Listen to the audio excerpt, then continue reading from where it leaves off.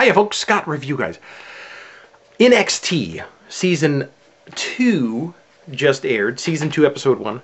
And then the last episode of Season 1 was last week, obviously. And then this week, the Raw was invaded by the NXT rookies. Brilliant move. Brilliant move on, well, first of all, very well done. It was one of those moments, you know, these moments that we live for as wrestling fans, that we know it's fake.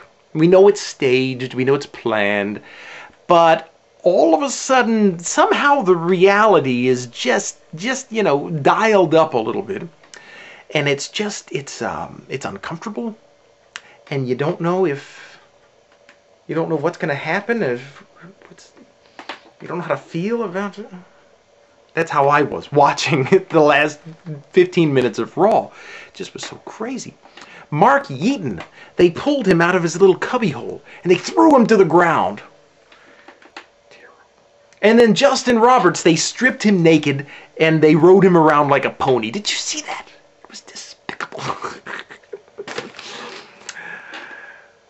Maybe that didn't happen exactly like, but similar. And they beat up John Cena, and he had to be carried away on a stretcher. People, that's just... Anyway, good. It was good TV. But you know what's smart? That Wade Barrett, you know, he said he was gonna make a history or do something nobody's ever done before. Apparently, this was it. I hope maybe he's got something out.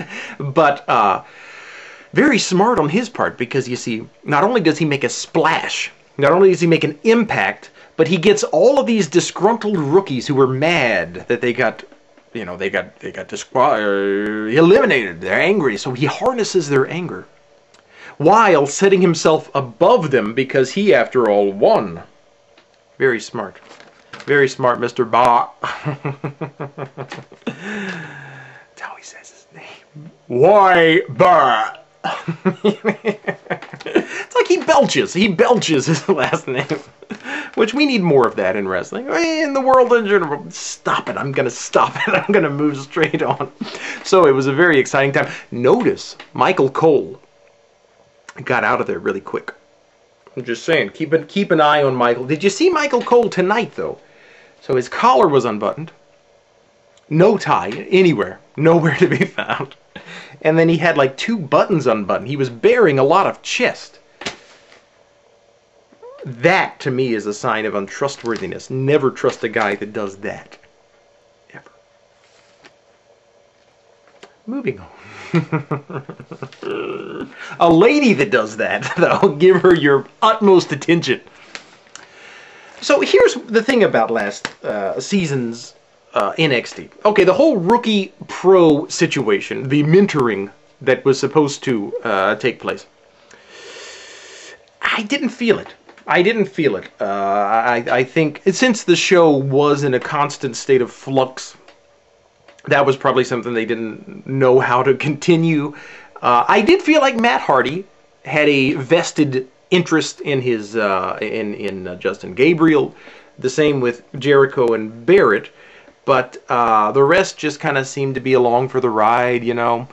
And then when you had the rookies and the pros that were at odds, Otunga and Truth, any of the Miz and Bryan, Sheffield and Regal. See, that was good for maybe 3-4 weeks worth of story, and then they couldn't figure out what to do, so they just, forget it. Yeah, the audience, they don't know. The universe, they don't follow this crap. They'll just forget it. Nobody knows. Which is, they do a lot, but I feel like that going into it, it felt like that should have been a big part of the show, but it just wasn't. They just threw it out. So hopefully they will hone that. They will tighten that. Another thing, though, that I saw early in the episode tonight that kind of, well, for the thing is, the matches, we got to see tag matches, we got to see, which is not completely unusual, Eli Cotton and John Morrison versus Titus O'Neil and Zack Ryder. Then later we got to see Husky Harris and Cody Rhodes versus Percy Watson and MVP. Percy Watson, I need to say just right up front, he is now my favorite person on television I'm sorry. I'm sorry. He's just, I just think he's, and that he tops the Homes on Homes guy. Speaking of Homes on Homes, never mind. We don't want to talk about what cable TV shows I watch. But see, Percy Watson is just so, talk about discomfort. I laugh at him, but he also just makes my skin crawl a little bit. Like when all the rookies were standing in the ring, and his relaxed facial expression was brilliant, but creepy. I love Percy Watson. Cody Rhodes, let's just say this real quick. I saw something in Cody Rhodes in his match that was exciting.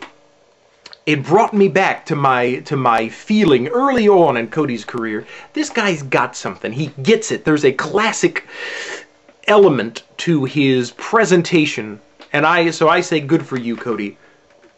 Good for you.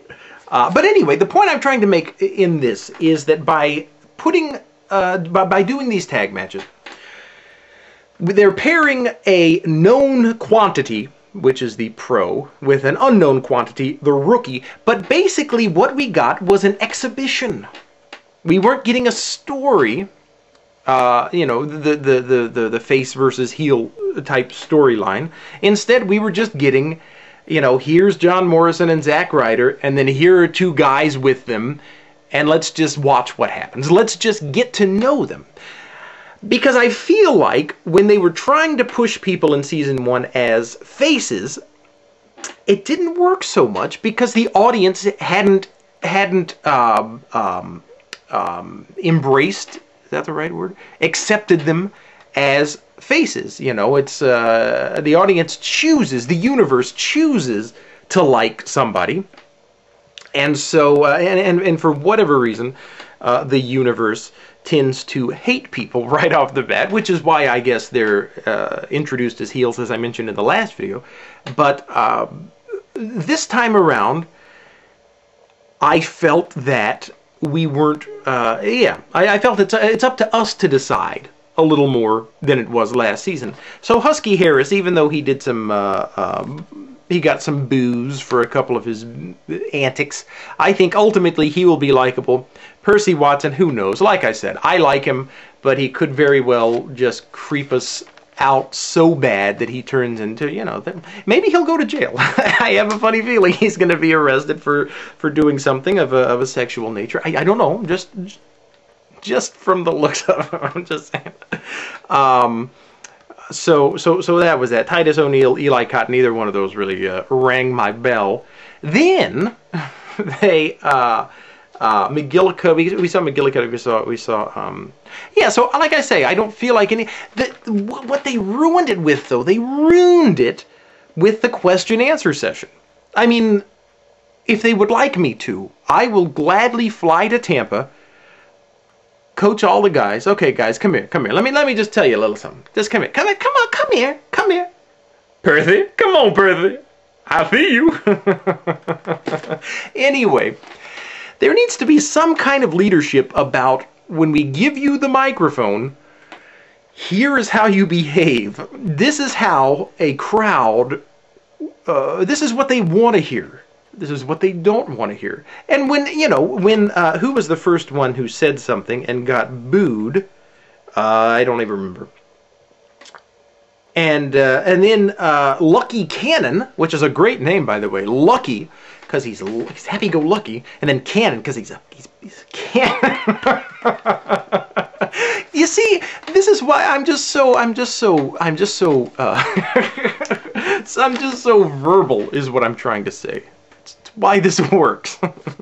Anyway, so Lucky Cannon then says, well, I don't agree with them either, but they made an impact. Boo. Lucky, were you not paying attention to the last guy that got booed for saying the exact same thing? People. So that's my problem. Yeah. That was a big problem with Season 1. What is my time looking like? Oh, I'm getting very close. Whenever they would do anything impromptu, the guys seemed not to get it. They seemed not to really understand what was happening here.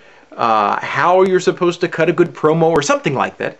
And so I just don't think that the element of surprise needs to be a part of the show. You know, Matt Stryker doesn't need to try to catch them off guard with his probing questions. No, Matt, ask them something that they've already agreed to answer, and then, you know, because this is a show. It's a show, and if they step off course just a tiny bit, they're going to get booed and they're going to be hated, and then that'll just completely blow everything out of the water. Once again, this is another late night video, and I apologize if I was not, you know. So we'll talk to you very soon. Adios.